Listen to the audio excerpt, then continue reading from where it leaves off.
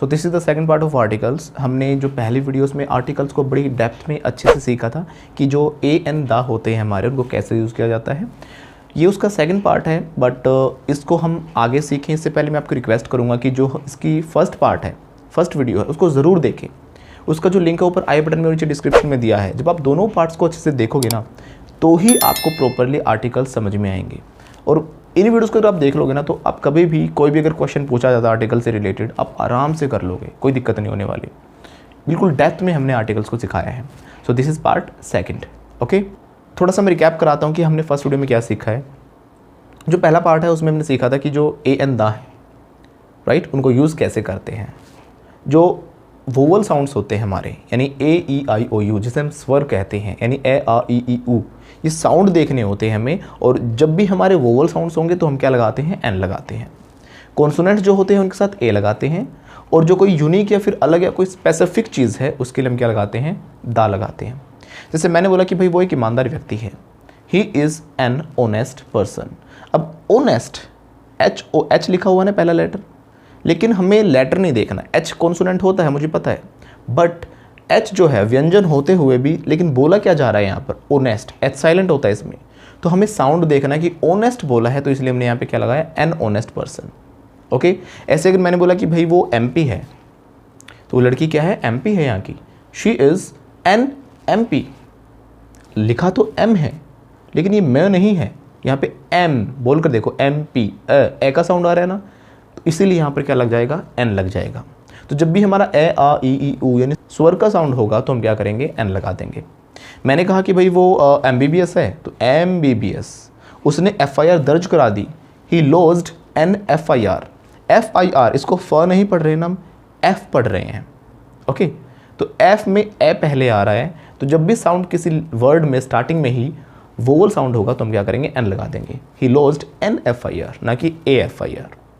Okay, ऐसे ही अगर मैंने बात की यूनिवर्सिटी, अब आ तो इसमें यू रहा है, लेकिन यू का क्या साउंड स्वर वाला है, नहीं, व्यंजन वाला है। य का साउंड आ रहा है ना, तो यहाँ पर ए लगाएंगे। This is a university. तो ये हमने सीखा हुआ है। थोड़ा सा और आगे चलते हैं। So let's jump into the video. तो हमारा जो पहला लेटर है ए एन दा में ए है। अब कुछ लोग इसे अ कहते हैं, कुछ लोग इसे ए कहते हैं। तो कौन सा सही और कैसे बोला जाता है? एक्चुअली सही दोनों ही हैं। हम 90% अ बोलते हैं और ये अच्छा भी लगता है और स्पीकिंग साउंड अ ही है। ओके, लेकिन 10% हम ए का भी यूज़ करते हैं, लेकिन ए का हमें तब यूज़ करना है जब हम किसी बात पर फोकस ज़्यादा कर रहे हैं, उस बात पे एम्फेसाइज कर रहे हैं, उस पर ज़्यादा जोर डाल रहे हैं किसी चीज़ पर। जैसे मैंने बोला कि भाई वो एक लड़की है, she is a girl, simple बोला मैंने। ओके, शी इज़ अ बोला हमने, शी इज़ अ गर्ल, इसमें मैंने कोई जोर नहीं डाला। ओके, मैंने कहा मैं एक टीचर हूँ, I am a teacher, simple. लेकिन जब हम कहेंगे ना कि एक लड़का बाहर खड़ा है, a boy is standing outside, a boy यानी एक लड़का खड़ा है बाहर, तो मैंने उस चीज़ पे फोकस ज़्यादा डाला है ना, जोर डाला इस बात पर, भाई देखने के बजाय कि कौन है, एक लड़का खड़ा है बाहर, a boy is standing outside. तो जब हम जोर डालेंगे तो हम ए बोलेंगे। ये तो हो गया ए कैसे प्रोनाउंस करना है। अब आ जाते हैं हम एन पर। कुछ लोग इसे शॉर्ट में बोलते हैं अन और कुछ लोग बोलते हैं एन। अब इसमें डिफरेंस क्या है? देखो, दोनों साउंड है तो सही। स्पोकन में जो बोला जाता है वो अन शॉर्ट बोला जाता है, लेकिन अगर हम बात करेंगे राइटिंग साउंड की तो हमें एन बोलना होता है। जैसे मैंने क्या कहा कि भाई ये सेब है, तो क्या बोलेंगे, दिस इज एन एप्पल। ये हमने लिखा, बट एन और एप्पल इसको अलग अलग बोलना, ये क्या है, एक राइटिंग साउंड है, right. So this is an Apple, ऐसे लिखेंगे हम। लेकिन अगर बात होगी बोलने की तो हमें शॉर्ट में बोलना चाहिए, दिस इज एन एप्पल। क्या बोला मैंने, this is an apple. An और एप्पल को इतना शॉर्ट में और इतना जोड़कर बोला जाता है कि जो एन का न एन है जो, राइट, इसमें जो न है वो एप्पल में जुड़ जाता है, तो एप्पल का भी क्या बन जाता है, नेपल बन जाता है। तो कैसे बोलेंगे, this is an Apple, this is an Apple, right, इकट्ठा वर्ड हो गया। तो स्पीकिंग में ये ज़्यादा अच्छा माना जाता है। और राइटिंग साउंड क्या हमारा, दिस इज एन एप्पल। अगला जो हमारा वर्ड है दा। कुछ लोग इसे द कहते हैं और कुछ लोग इसे दी कहते हैं। दा, दे, आ, ये तो होना ही नहीं चाहिए, ये तो गलत होता है, या तो द या फिर दी। ओके, हम जब वोवल साउंड होगा किसी भी वर्ड के आगे, जैसे कि मैंने बोला दी ओनेस्ट, जब भी वोवल साउंड होगा तो हम दी बोलेंगे, ना कि दा। ओके, और कॉन्सोनेंट साउंड होगा तो हम बोलेंगे दा। मैंने कहा कि पेन है, दा पेन, राइट। मैंने कहा कि आपने मूवीज़ में देखा होगा जब मूवी खत्म हो जाती है, एंड होता है, तो क्या बोलते हैं, दी एंड हो गया। क्या हो गया, दी एंड। एंड में क्या है, हमारा एक वोवल साउंड है, इसलिए हम दी एंड कहते हैं, ना कि द एंड। ओके, ऐसे ही द पेन, द कार, लेकिन मैंने बोला कि आइडिया, दी आइडिया। ओके, तो ये होता है द या फिर दी। तो ये तो हो गए हमारे तीनों ए एंड द। बट आपको कई बार ऐसा नहीं लगता कि यार ये ए और एन का चक्कर ही क्यों बनाया, सबके साथ एक ही लगा देते, या तो ए लगा देते या फिर एन लगा देते, है ना? क्या दिक्कत थी? क्या हमने ऐसा क्यों सोचा कि भाई वोवल साउंड्स है तो उनके आगे हमें एन लगाना है, या फिर कॉन्सोनेंट है तो हमें ए लगाना है? ऐसा क्यों बनाया गया, बता सकते हो? है ना, अंग्रेज पागल है ना? आपको लग रहा हो कि अंग्रेज तो पागल है, लेकिन पागल नहीं है। इसके पीछे भी बहुत ही बड़ा रीज़न है। देखो क्या होता है, जो हमारे वोवल साउंड्स होते हैं वो हमारे गले के अंदर से निकलते हैं। हमारे वोकल साउंड्स होते हैं जो कि यहाँ से कंठ से अंदर से निकलते हैं। बोल कर देखना, ए, आ, ई, ऊ, है ना, ये हमारे अंदर से निकल रहे हैं। लेकिन जो हमारे कॉन्सोनेंट साउंड होते हैं वो सारे हमारे क्या होते हैं, लिप्स, टीथ, जीभ, हमारी बॉडी का एक कॉम्बिनेशन होता है, तब ये निकलते हैं। हमारे जो कॉन्सोनेंट यानी जो व्यंजन साउंड होते हैं ना, वो एफर्ट्स के बाद निकलते हैं, उनमें मेहनत लगती है, वो सीखने पड़ते हैं। बट हमारे वोवल साउंड होते हैं ना, वो हमारे मुंह से आराम से निकल जाते हैं। इसलिए आपने देखा होगा एक छोटा सा बच्चा, वो क्या स्टार्टिंग में ही बोलना स्टार्ट कर देता कि पापा मम्मी, नो, लेकिन वो ए, आ, ई, ये ऐसे जो साउंड्स होते हैं वो अपने आप मुंह से निकालना शुरू कर देता है, क्योंकि इन पे एफर्ट्स नहीं लगते, ये गले से अंदर से निकलते हैं। और बोल कर देखो, ए, आ, ई, अंदर से निकल रहे हैं ना, राइट? लेकिन मैंने बोला टीथ, टीथ, ध्यान से देखो, जब हमने टीथ बोला, हमारी जीभ और दांत का कॉम्बिनेशन बना, तभी हमने टीथ बोला। बिना जीभ और दांत का यूज़ किए तो हम टीथ बोल ही नहीं सकते। बोल कर देखो, ईश, भी बोल सकते हो? नहीं बोल पाओगे ना, राइट? बोल कर देखो, टीथ, राइट? तो हम मुंह का यूज़ कर रहे हैं, लिप्स का यूज़ कर रहे हैं। तो ये डिफरेंस होता है क्या, कॉन्सोनेंट साउंड्स में और वोवल साउंड्स में। वोवल साउंड्स हमारे वोकल से निकलते हैं। लेकिन अब सोच के देखो, अगर कोई सेंटेंस है, ओके, या दो चार एग्जाम्पल और देता हूँ। जैसे कि हमने बोला पेन, पेन, क्या लिप्स के बिना हम पेन कह सकते हैं? पेन, पैक, पापा, टीथ, इनमें हमारा ये मुंह यूज़ हो रहा है, राइट? पैंट, हमारा पेट भी थोड़ा खींच रहा है। लेकिन आपने देखो गूंगा व्यक्ति भी जो बोल नहीं पाता, वो वर्ड्स नहीं बोल पाता, लेकिन ए, आ, ई यानी कि जो वोकल साउंड होते हैं वो तो उसके भी निकलते हैं, ए, आ, ई ऐसे करके बोलता है, राइट? तो ये डिफरेंस होता है। अब सोच कर देखो, अगर कोई हमने सेंटेंस बोला जिसमें कि उस वर्ड के आगे भी वोवल साउंड आ गया और उसके आगे भी हमने वोवल ही लगा दिया। फॉर एग्जाम्पल मैंने कहा कि ये सेब है, हम क्या बोलते हैं, दिस इज़ एन एप्पल, है ना? लेकिन एन की जगह अगर हमने ए लगा दिया, एप्पल में भी ए और वैसे भी ए लग गया, तो क्या बन जाएगा, दिस इज़ एप्पल। कैसे बोलेंगे, दिस इज़ एप्पल? अच्छा नहीं लग रहा ना? तो एक बार हमने लिप्स का यूज़ किया, दिस इज़ एन, फिर साउंड गले से निकला Apple, this is an apple, flow बना, बैलेंसिंग बनी। तो जब दोनों साउंड मैच कर जाएंगे ना, अगर दोनों ही वोवल हो गया, दोनों ही कॉन्सोनेंट्स हो गए, तो हम सेंटेंस अच्छे से बोल ही नहीं पाएंगे, ज़्यादा फ्रिक्शन लगेगा, गले की प्रॉब्लम्स भी स्टार्ट हो जाती हैं और सेंटेंस में फ्लो ही नहीं आ पाएगा, फ्लुएंसी टूटेगी। इसीलिए एक जगह मुंह से निकलने के बाद डायरेक्ट हमारे गले से निकलना चाहिए, दोनों साउंड मैच नहीं होनी चाहिए, तभी हम सेंटेंस सही से बोल पाएंगे। जैसे मैंने बोला ओनेस्ट, ओनेस्ट में ओ वोकल साउंड यूज़ हुआ और ए ये भी गले से निकला, तो दोनों साउंड डायरेक्ट गले से निकल गए। अगर मैंने बोला कि वो एक ईमानदार व्यक्ति है, he is a honest person, he is a ओ, कितना अजीब सा लग रहा ना, इट साउंड स्पेकुलर, राइट? तो he is a honest person, लेकिन अगर ऐसे बोलते हैं he is an honest person, अब एक फ्लो लगा, अच्छा लगा सुनने में भी, राइट? यस और नो? राइट यस और नो? यस, आज यस है, यू राइट। जैसे मैंने कहा कि भाई वो एमएलए है, या मैंने कहा एमपी है, एमबीबीएस है, राइट? कुछ भी मैंने कहा, सब में वोवल साउंड आ रहा है, एम ए साउंड आ रहा है, एमएलए, एमबीबीएस, एमपी, ए, और इसी में ए हमारा ए वाला ए भी लग गया। मैंने कहा कि वो एक एमपी है, he is MP, he is MP, कितना अजीब सा लग रहा ना, ही इज़ ए पी, ऐसे लग रहा पागल से हैं, गूंगे से लग रहे हैं, राइट? तो he is N MP, he is N MBBS, he is N MBBS, he is MBBS, क्योंकि दोनों साउंड गले से निकले। तो एक बार लिप से निकले तो इनको बैलेंसिंग करने के लिए, कॉम्बिनेशन देने के लिए, फ्लुएंसी देने के लिए हमें क्या यूज़ करना पड़ता है, वोवल साउंड्स का यूज़, ए का और एन का अलग अलग यूज़ करना पड़ता है। आप ए और एन को बोलने के हिसाब पे भी जज कर सकते हो, डिफाइन कर सकते हो अलग अलग। अगर आपको पता नहीं चलता ना कि भाई कौन सा वोवल साउंड है ए या यू में से, या कौन सा कहाँ पर क्या लगना चाहिए, अब बोल कर देख लो, ओ कहाँ से आवाज़ आई, अंदर से आई ना। जैसे मेरी ओम की ध्वनि होती है, वो भी हमारी गले से, कंठ से निकलती है, ओके?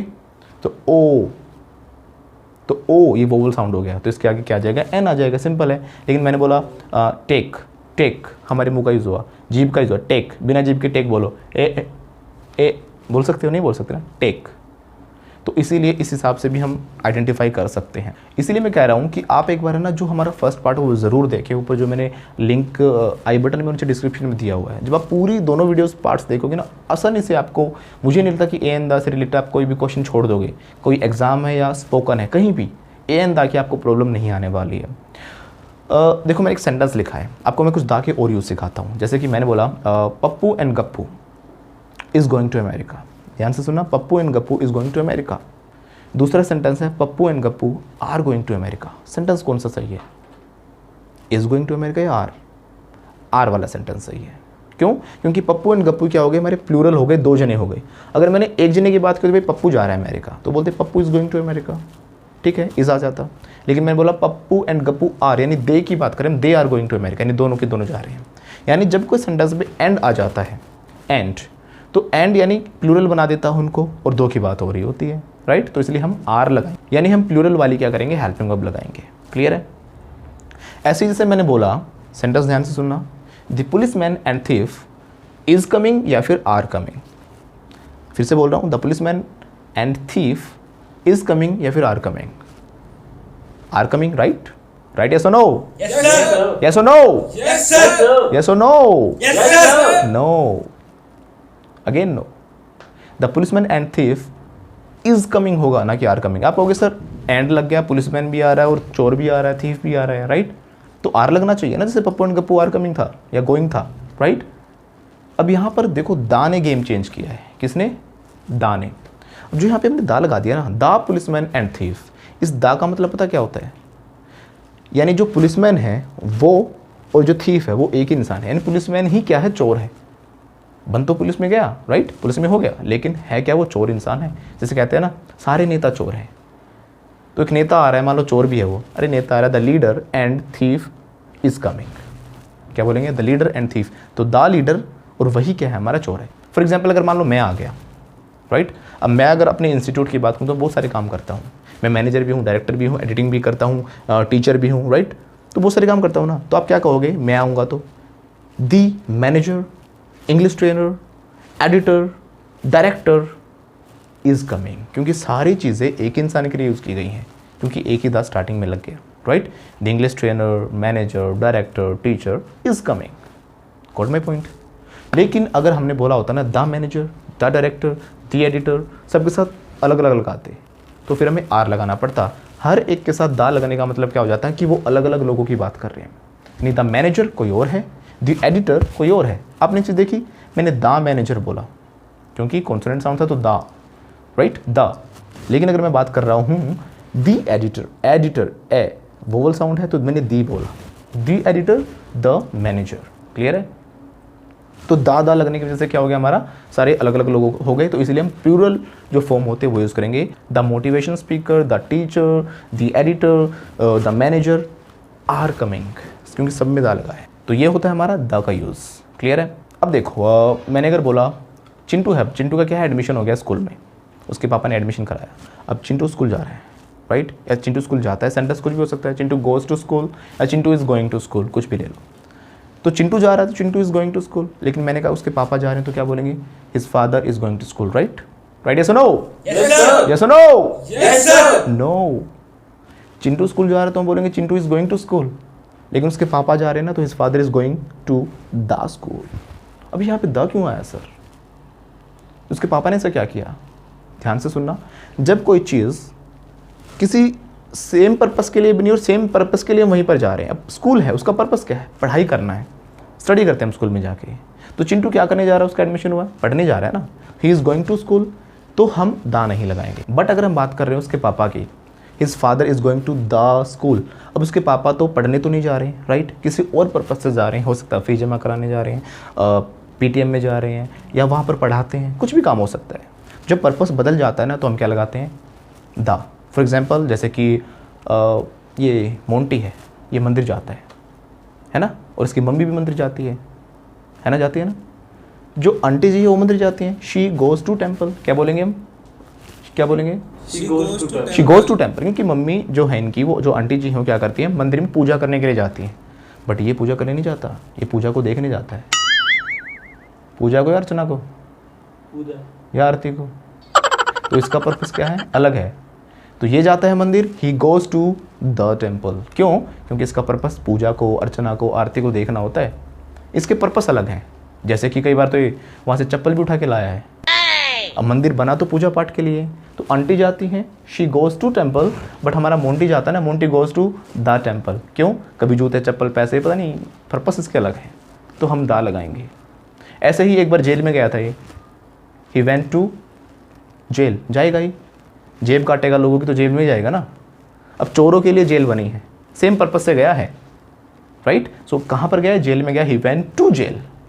लेकिन मैं भी गया था जेल में। अब क्या करूँ भाई, जैसा भी हमारा कैमरामैन है, राइट, यहाँ पे सारा मैनेजमेंट संभालता है, मैनेजर है, तो कैसे कहूँगा I went to the jail, क्योंकि मेरा पर्पस अलग था। मैं इसे छुड़ाने के लिए गया था, इससे मिलने के लिए गया था। बट ये जेल में क्यों गया? क्योंकि इसने चोरी की, ही वेंट टू जेल। ऐसे जैसे गो टू बेड होता है। गो टू बेड का मतलब ये नहीं है कि आप बेड पर गए। गो टू बेड का मीनिंग क्या होता है? सोना, क्योंकि बेड सोने के लिए बना है। तो गो टू बेड का मतलब क्या होता है? सोना। अगर मैं कहूँगा मैं 10 बजे सो जाता हूँ, I go to bed at 10 o'clock।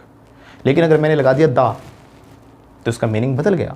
I go to the bed, इसका मतलब क्या हो गया? मैं बेड पर जाता हूँ, यानी मेरा पर्पस कुछ और है। मैं बेड पर जाता हूँ। आपने देखा हो ना कि हम बेड पर जाते हैं, बैठकर अपना तोता उड़ मैना उड़ खेलते हैं। क्या खेलते हैं? तोता उड़ मैना उड़। तो आपने भी खेला होगा, right, you may have played that, right. So तोता उड़ मैना उड़ खेला, तो पर्पस हमारा क्या हो गया? डिफरेंट हो गया। तो I go to the bed and play तोता उड़ मैना उड़। कई बार हम क्या करते हैं, अखबार बिछाया, अपना रोटी खाना वाना खा लिया, चारों तरफ बैठ के सबने, है ना। I go to the bed and take food. अगर मैंने कहा आई गो टू बेड, इसका मतलब हो गया सिंपल सोना, जब दा नहीं लगा तो, क्योंकि सेम पर्पस के लिए हम गए। ऐसे ही हम और चीज़ों के लिए भी लगा सकते हैं। तो ये था दा का यूज़ इस कंडीशन में। अब हम आपको कुछ ऐसे फिक्स जगहें बताएंगे जहाँ पर दा लगता है, वेयर टू यूज़ दा, ओके। तो जो भी कोई यूनिक चीज़ें हैं दुनिया में इकलौती हैं, उन जैसा कोई नहीं है, उनके साथ हम क्या लगाएंगे? दा। जैसे कि सूरज, the sun, the moon, the Ganga, the world, the CEO, the sky, ये एक ही है ना अपने आप में अलग। तो इन सब के साथ क्या लगता है? दा लगता है। और एक कंडीशन मैंने बताया था कि वर्ल्ड के साथ, मून के साथ दा नहीं लगता, एक कंडीशन में। उसके लिए आपको फर्स्ट पार्ट ज़रूर देखना होगा। तभी मैं कहता हूँ कि दोनों पार्ट देखोगे ना तो अच्छे से सब कुछ क्लियर हो जाएगा। और कौन सी चीज़ यहाँ पर दा लगता है? With adjectives referring to the whole group of people, जो पूरे ग्रुप को, पूरी जाति को बताता हो, उस कंडीशन में हम क्या लगाते हैं? दा लगाते हैं। जैसे मैंने बोला कि द पुअर, सभी गरीबों की बात कर रहा हूँ। द रिच, सभी गरीबों की बात कर रहा हूँ मैं। द ओल्ड, यानी जितने भी जो बूढ़े लोग हैं उनकी बात कर रहा हूँ। The poor, the rich, the old, the young, यानी जो यंग है, जो जवान लोग हैं उनकी बात कर रहा हूँ। तो हमने एक पूरी जाति का बोध किया ना, तो इसलिए हमने क्या लगाया यहाँ पर? दा लगा दिया। With famous buildings, monuments and जो हमारी बिल्डिंग्स होती हैं, इन सब के साथ जो इमारतें हैं, इनके साथ भी हम क्या लगाते हैं? दा लगाते हैं। जैसे हमने बोला Taj Mahal, so the Taj Mahal, the Eiffel tower, the Qutub Minar, तो इन सब के साथ हम क्या लगा रहे हैं? दा लगा रहे हैं। जितनी भी हमारी होली बुक्स होती हैं, पवित्र जो ग्रंथ है, जैसे कि मैंने बोला गीता, सो दा गीता, मैंने बोला कुरान, द कुरान, बाइबल, दा बाइबल, इन सब के साथ भी हम क्या लगाएंगे? दा लगाएंगे। जो हमारे न्यूज़पेपर्स होते हैं उनके साथ भी हम दा लगाते हैं। जैसे मैंने बोला the Hindu, the Navbharat Times, the Tribune, इन सब के साथ भी हम क्या लगाएंगे? दा लगाएंगे। विद सुपरलेटिव डिग्रीज, जैसे कि हम जो एडजेक्टिव होते हैं उनकी डिग्रीज होती हैं 3, जैसे good, better, best, tall, taller, tallest, जो लास्ट वाली है सुपरलेटिव, उसके साथ हम क्या लगाएंगे? The. He is the tallest boy in the class, highest, longest, shortest, इन सब के साथ हम क्या लगाएंगे? दा। द बेस्ट, जितने भी हमारे ऑर्डिनल नंबर्स होते हैं, जो क्रमवाचक संख्याएं होती हैं, उनके साथ भी हम क्या लगाते हैं? दा लगाते हैं। जैसे मैंने बोला the first, the last, the middle one, the third number, the fourth member, right, इन सब के साथ हम लगाएंगे the. With the countries which are including the names kingdom, republic and states, जैसे कि हमने बोला कि USA, सो हम बोलेंगे द USA। बाकी जो कंट्रीज हैं उनके साथ हमें दा नहीं लगाना। जैसे मैंने बोला द अरब एमिरेट्स, हमें यहाँ पे दा लगाएंगे, क्योंकि ये एक देश नहीं है, ये देशों के ग्रुप हैं। इन सब के साथ क्या लगता है? दा लगता है। The United kingdoms, the UK, इनके साथ भी हम क्या लगाएंगे? दा लगाएंगे, क्योंकि किंगडम्स लग गया इसके साथ।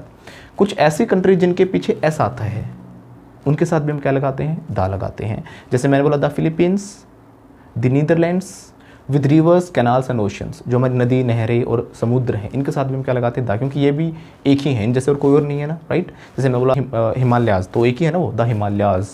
मैंने बोला द गंगा, नदी के साथ भी हमने दा लगाया, राइट। ऐसे ही मैं बोलूँगा द हिंद महासागर, द पैसिफिक ओशियन, इन सब के साथ हमें क्या लगाना है, दा लगाना है, क्योंकि ये यूनिक है। अब ये तो नहीं है ना कि भाई आपका भी कोई अलग से हिंद महासागर है, अच्छा हिंद महासागर भाई वो मेरे घर के पीछे भी है एक, नहीं है ना। जो हिंद महासागर है वो सबके लिए, पूरी दुनिया के लिए एक ही है। इन सब के साथ भी हम लगाएंगे the. With the names of families, जब हम पूरे खानदान की बात करेंगे ना, किसी बड़े परिवार की बात करेंगे, पूरे परिवार की, तो हम दा लगाते हैं। जैसे the Ambanis, the Birlas, the Tatas, the Dharras, right. ऐसे हम दा लगा के हम बोलते हैं। द खान्स, ओनली से पहले हम दा तब यूज़ करते हैं जब हम इकलौता की सेंस में कहना चाहें कि बिल्कुल इकलौता, ये धर्रा परिवार का इकलौता बच्चा है, इकलौता सन है, he is the only son of Dharra family, the only, okay, the only one, the only member. तो इकलौता की जब सेंस होगी तो हम क्या लगाएंगे, ओनली के साथ दा लगाते हैं। ओल के बाद और होल इससे पहले भी दा लगता है। जैसे कि मैंने कहा all the ladies and gentleman, I am Deepak Dharra, an English language trainer, right. So all the ladies and gentleman, all के बाद दा लगाया। You are staying the whole evening, I hope, the whole evening, तो whole से पहले लगता है दा। जैसे मैंने बोला कि पूरी दुनिया, तो बोलेंगे द होल वर्ल्ड, राइट। इस पूरी दुनिया के लोग, all the people of this world, right, या all the people of the whole world, पूरी दुनिया के पूरे लोग, राइट। तो हम इस कंडीशन में भी दा यूज़ करते हैं। अब हम बात करेंगे जहाँ पर दा नहीं लगता। Before the name of any disease, किसी बीमारी से पहले हमें दा नहीं लगाना। जैसे कि मैंने कहा कि वो उसको डेंगू हो रखा है, he is suffering from dinghy, dengue नहीं कहते इसे डेंगी कहते हैं, तो he is suffering from the dinghy, गलत हो जाएगा। किसी लैंग्वेज की अगर हम बात करेंगे, जैसे कि आई स्पीक इंग्लिश, मैं ये तो नहीं बोलूँगा ना I speak the English, I speak the Hindi, गलत है। तो इनके लैंग्वेज के आगे भी हम क्या नहीं लगाते, दा नहीं लगाते। बिफोर अ प्रॉपर नाउन, जब भी कोई प्रॉपर नाउन होता है तो उसके साथ भी हम क्या नहीं लगाते, दा नहीं लगाते। जैसे कि प्रॉपर नाउन क्या होता है, किसी व्यक्ति, वस्तु, स्थान, भाव के नाम को हम संज्ञा कहते हैं, अपने सीखा बचपन से, तो ये प्रॉपर संज्ञा होती है, प्रॉपर नाउन होता है। जैसे मैंने कहा आई एम दीपक, आई एम दा दीपक थोड़ी ना हो जाएगा, सो आई एम दीपक, तो इनके साथ भी दा नहीं लगाना आपको। Before the name of any country, किसी भी कंट्री के सामने में दा नहीं लगाना। कुछ एक्सेप्शंस होते हैं जो कि मैंने बताए थे, जैसे कि यूएसए वगैरह के साथ हम क्या लगाते हैं, दा लगाते हैं। बाकी से दा इंडिया तो नहीं होता, दा पाकिस्तान नहीं होता, क्लियर है। जैसे कि जो यूएसए है वो क्या है, कई देशों का एक ग्रुप है, इसके साथ हम दा लगाते हैं, the USA, the UK. Before lunch, dinner and breakfast, इन तीनों के साथ भी हम दा नहीं लगाते। हॉस्पिटल से पहले और स्कूल से पहले भी हमें दा नहीं लगाना होता, और जो गॉड हैं भगवान, उनके साथ भी हमें दा नहीं लगाना होता। लेकिन स्कूल के साथ एक अलग कंडीशन होती है तो हम दा लगाते हैं, जो मैंने आपको पहले बताया है वीडियो में, राइट। ऐसे ही गॉड जो भगवान है उनके साथ भी हम दा नहीं लगाएंगे। क्यों नहीं लगाएंगे, क्योंकि भगवान अपने आप में यूनिक है, सो गॉड को दा की ज़रूरत नहीं है। सो गॉड इज़ गॉड, दा गॉड कुछ नहीं होता। So this was the use of articles. हमने ए एन दा का यूज़ की पूरी कोशिश की कि आपको अच्छे से डेप्थ में समझाएं और कोई भी पार्ट इसका ना छोड़ें। अगर आपको वीडियो अच्छी लगी है तो आपको पता है क्या करना है, लाइक शेयर सब्सक्राइब ज़रूर करें, अपने दोस्तों के बीच में शेयर इसे ज़रूर करें। और कमेंट में आप हमें पूछ सकते हो अगर आपको कोई डाउट है, या फिर आप किसी दूसरे टॉपिक पर वीडियो चाहते हो तो हमसे ज़रूर डिमांड करें, हम पूरी कोशिश करेंगे कि आपके लिए वीडियो ज़रूर बनाएं। सो मिलते हैं आपसे नेक्स्ट वीडियो में, तब तक के लिए नमस्कार।